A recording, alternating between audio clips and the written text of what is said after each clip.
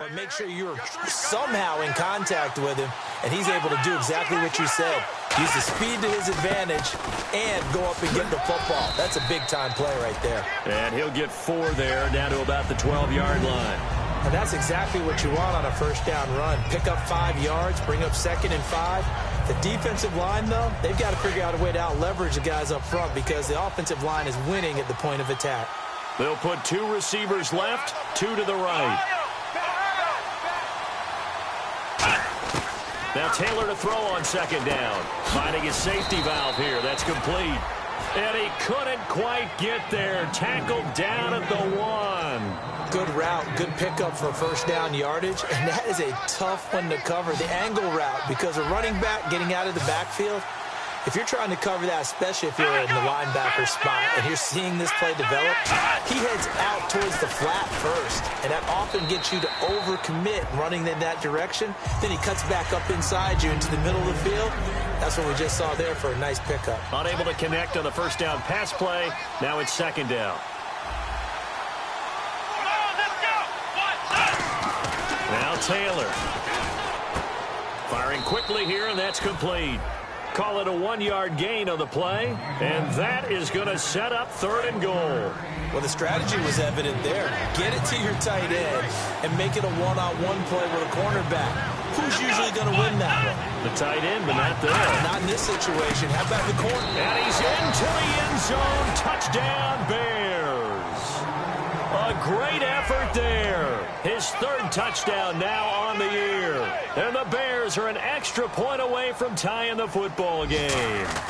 Able to punch it in on 3rd down makes it easier for those guys on the sideline. They didn't have a 4th down decision to make. Yeah, could you feel the exhale? Because they were already thinking ahead, as all the good coaching staffs do. Anticipating, will we have to make the call? They already had it lined up. Never even got to it.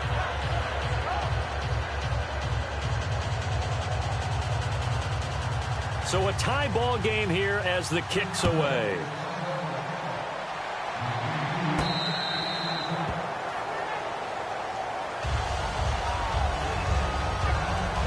And the first snaps today forthcoming for a relative young buck in the league. Still some stuff to prove. Brandon, this is a guy who showed a lot of talent early, flashed a lot of potential. Now everyone's waiting for the leap. Where is he going to make his biggest gains, and how will his team benefit from those?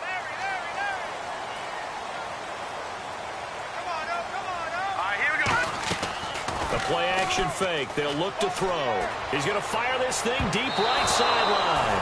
And nearly picked off. Surprising to see a defender of his caliber let it get away. But it does get away, and it's 2nd down. So 2nd and 10 here.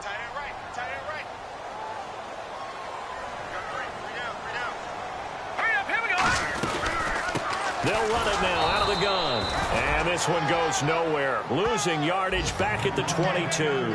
So he loses 3 yards there. Now 3rd down. Brandon, that play ended so fast, it's almost as if the quarterback handed it to the runner and the tackler was there right away for a loss of yardage.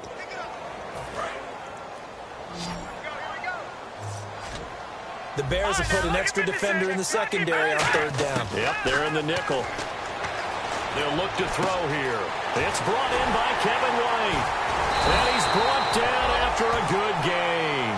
The 21 yards there as they convert on 3rd. So on that play, defense was in the zone. They ran a crossing route offensively, but the defense there, you got to be good with communication, don't you? You certainly do, and it's not something that is really evident when you watch it on the screen. But everyone's talking, communicating, pointing, and it keeps you from chasing receivers because you have a specific zone you have to cover. When a receiver's in your zone and he crosses to another one, you got to let your guy know. They got a completion there, but I like the discipline they showed to stay in their proper areas and then make the tackle. And they went big on 1st down, proves unfruitful.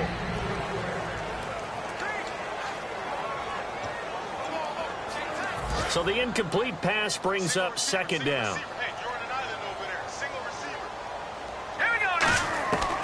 From the shotgun, he'll look to throw. Now the hook up here to Allen Robinson. And he'll be taken down across the 50 at the 45 in enemy territory. Well, for teams that like to play man coverage, Running corner routes can be tough on him because of the ability of getting into it. Sometimes you're squaring it off. Sometimes you're just rounding it. Sometimes there's a fake. Sometimes there's not. It makes it very, very difficult for a DB to stay with it. Back to throw here. And a quick throw here. That's complete. And he's going to get this inside the 30. They call it a gain of 19, and it moves the chains. Cool under pressure right there, escaping the pocket and finding what I think was not his primary target. And some of these guys are just so comfortable getting outside of the pocket that they'll do it on purpose. It doesn't even need to be a breakdown. They move, and they know it affects the defense because a lot of times you get lost in coverage in the secondary. And I think you're exactly right. Wasn't his primary target. Found a secondary guy who sprang open, probably because of his movement out of the pocket.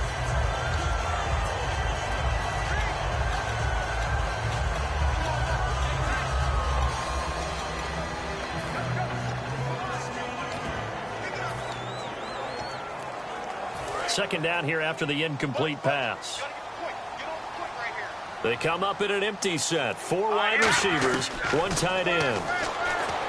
Now he'll look to throw here on 2nd and 10. You know it's not an easy job to go out and catch passes when people are trying to tackle you and knock the ball away. But the bottom line is that's a pass he's got to have and a pass he should have caught. On 3rd down, he'll drop to throw. He hits White, complete. And he picks up the first down yardage as he takes this one down to the 15. Here we go now. Green 3. From the red zone now, they'll look to throw. Trying to get it to Robinson, and it's intercepted. Adrian Amos with a pick. And a big turnover there as his guys will get the football back. Well, they thought they were going to break the tie. The defense had other plans. They were already in field goal range. But boom, an interception. I don't know if this was a case of being a little bit too greedy with the opportunity to put points on the board, but give credit to the guys on the defensive side. Hung in there, battled, and made a key play. They'll give it to him right up the gut. Trying to find a lane, but instead he'll get back to the line of scrimmage. And no more. That's going to go as a loss of a yard, and it'll be 2nd down. Now, that result is no surprise. This team is bringing back memories of what? The 85 Bears, the 2000 Ravens. Those teams were so great against the run, they made you abandon any plans of doing that when you played against them. And a nice carry there of 15 yards. And this should be the final play before the quarter ends. Brandon Gaudin, Charles Davis back with you as it's Bears football here to begin quarter number 2. And they've got it here with a first down.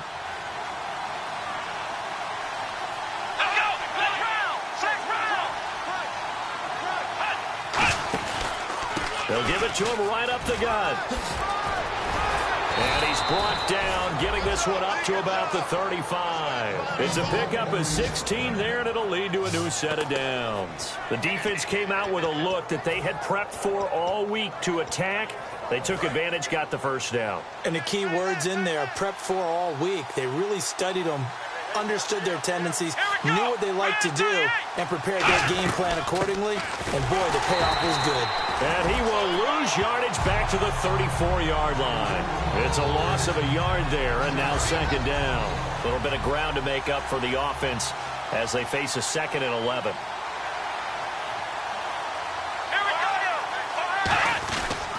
And they'll run it here. And he will lose yardage here to the 31-yard line. He lost 2 there, and it's 3rd down. Brandon, there's no doubt the defense has to be excited after stacking up back-to-back running plays. But I still remember my old coaches saying, after you've had some success, you better be careful. They might have an answer for you. So make sure you watch your keys, play your techniques, and don't get overconfident. 3rd and long, it's Taylor. Looking left side, it's complete. He's got it. They do get 9, but it leads to 4th down. One hallmark of good defenses is understanding the game, understanding positioning, and tackling immediately in the secondary after catches. I think we just saw that on display right there. Got to him before he ever had a chance to think about turning it upfield. Fair catch called for right around the 11-yard line. So possession goes over here on the punt. And possession will switch hands, 1st and 10. The Jags offense now gets set and heads back onto the field. And the interception thrown in the red zone last time. We'll see if they can rebound. I just have to think the last thing he said as they went back out there was, don't do that again. What do you think? What do you think? Yeah, I think that. I think that not only did he say that, but he also told him, let's put it in the end zone that it's supposed to be in, all right? The end zone we're trying to score. I know we're being a little bit facetious here, but the bottom line is take care of the football, and everything else should flow from there. Quick lesson. And the defense has it covered. It's intercepted. Adrian Amos with a pick. And the return across midfield into the 46-yard line. And that's now the second time he's picked off a pass here in the first half alone. Again, another great read defensively, and you just see him get in the right position to make the play and get his guys the football back. The Bears offense now getting ready to take over. And a tight game after punting last time. See if they can get something going on this drive. As they head to the field now, with the game this close, touchdown, Chicago! A big play there. His second touchdown on the season. And the Bears have taken the lead. As a fan, is there anything prettier than a well-executed post route? No, it's a thing of beauty, especially when it's done like that for a touchdown. The throw, the catch, and how about the run after to get it to the end zone? On the return now, it's Josh Huff. And he's going to be out of bounds on the return. Not a great return. They'll start back around the 17. Out comes the Jacksonville offense as they get set to take over here. And following the interception, we'll see what they can put together on this drive. I hear my old college coach right now. He always used to tell us before every game, the team making the fewest mistakes. And for the third time here in this half, it's intercepted. A great read, and it's picked off. You hear me laughing, partner, and I'm not laughing at the situation. But sometimes you just get yourself into a rut. It's hard to shake yourself out of it. Now the Bears offense ready to take over again. And they were able to punch it in the end zone last time. They'll be looking to do that again here for the defense. Obviously, they'll be looking to stop them from punching it back in the end zone. It always is punch-counter-punch, isn't it? And which team has the advantage? Well, let's just go back. Last time on offense, they rolled downfield, got into a good rhythm. You can see a little more bounce in and out of the huddle. You can see the sideline really get into the game. So defensively, you're thinking to yourself, how do we take that away from them? How do we get the advantage back? Let's see what they come up with. I think pressure is always the first way to go. If you love pressure, I love it. We'll see if they dial it up this drive. Let's go. On second down, here's Taylor. Throws a quick hitter on the slant. That's complete. And they do stop him, but he takes it all the way to the 2. Quarterbacks love slant routes because the receivers are breaking right into their line of vision, and receivers love them as well because they're getting the ball on the move and able to catch it and try and get upfield and gain additional yardage. They'll come out in the pistol. From the shotgun, it's Taylor. And that is caught. Touchdown, Bears. Their dangerous wide receiver. His first touchdown on the year. And the Bears will add on to their lead. On those slants, everything happens so quickly. What makes it work? The timing between the passer and the receiver. In this case, a slant route ordinarily is probably about 3 steps before you go on the slant. In this amount of time, I think it was a 2-step deal. Boom, put his foot in the ground and got inside for the pass. Got inside for the pass, got inside for the catch. Here comes the Jaguars offense as they get set to go again. And last time, 1 play interception. So this offense, they should be fresh. That's a good way of putting it. And I can't wait to see what they decide to do with play calling. Because a 1-play drive where you throw an interception, a lot of people think the very next time out, run the football, don't give them a chance. Maybe play action? I think maybe you go play action, show your quarterback, get a little confidence in it, and let him fling another one. No gain on the play there, so they're left with a 3rd down and 6. No gain on that run, and while the team is down, there's still time to come back and win the football game. If I'm the offensive coordinator, though, I've got to think about moving at a faster pace and maybe opening things up a little bit and throwing it a little bit more. Out of the gun now on 3rd down. And it's a short one here, complete to his tight end. And how about this one now? In their own territory, a gutsy call. They're going to go for this on 4th and a yard. They're indeed going for it as they look to throw. Looking left side, and it's complete. And he's got the first before he's brought down at the 39-yard line. I don't know if I agree with that. I guess they don't care if I agree with that. But, boy, you have to be surprised by that, right? I definitely was surprised that they decided to go for it in this situation. But they must have either felt like they either had a great play call on or they're trying to show extreme confidence. Oh, the ball comes out on the hit, but they'll say it's incomplete. It's a tried-and-true formula, and I don't think it'll change for as long as we play football. If someone's trying to throw the ball and you can put pressure on them and make it tough, that's only going to help your defense. Yeah, he's since being hurried. He got rid of it before taking the hit, but incomplete. And his pass is intercepted for the 4th time today. Adrian Amos with a pick. And this return is going to be halted right around the 28-yard line. And that gives him now 3 interceptions in the game. Well, someone's locked into what they're trying to get done in the passing game. When was the last time we had someone get 3 in a contest? 2011, wasn't it? Kurt Coleman. Oh, yeah, that's then right. With the Eagles. That's right. Then with the Eagles. And hit behind the line. He lost the football. It's loose. So it goes as a fumble, but the key thing, not a fumble loss. Yeah, that stat's big, isn't it? I mean, I remember watching teams play. The ball might be on the ground a number of times during the game, but the other team doesn't get it. That's a huge difference in the ball game. And in this case, they were able to retain possession. Now Taylor to throw on 2nd down. Throwing for his running back, and he's got him complete. Call it a pickup of 7, and that's going to bring up a 3rd down. And just in general, Charles, on a play like that, how tough is it for the defense to account for a running back essentially being a receiver downfield? It's very difficult, especially if the running back has skills like a receiver, and you're aware of that before the game even begins. So throughout your practice sessions, you're going to want to be aware of him. Where is he lining up? What can he do? What kind of damage can he do to us downfield? And who can match up with him without weakening our overall defense? You're exactly right. It's a tough task to match up to him.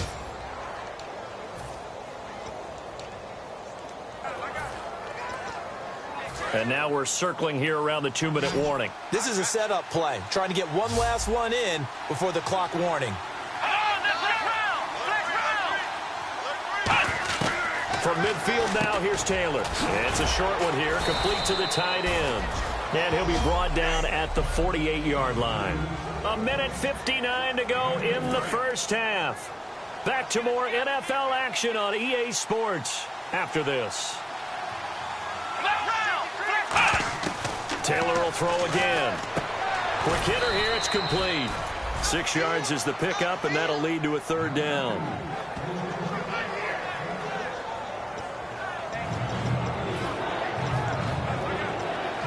Third down now following the completed pass. They'll put 2 receivers left, 2 to the right. On 3rd and 1, it's Taylor. Firing quickly here, and that's complete. It's a gain of 4, and it gets him the first.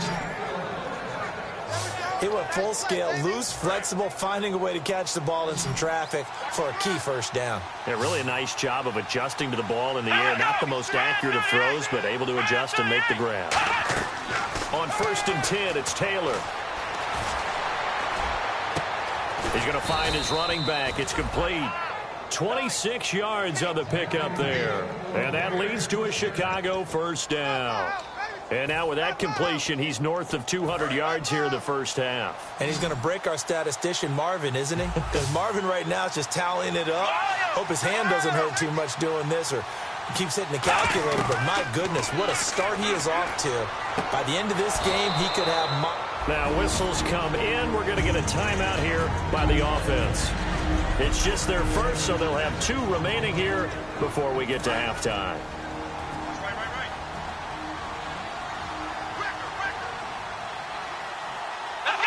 And on the outside, they're playing press coverage.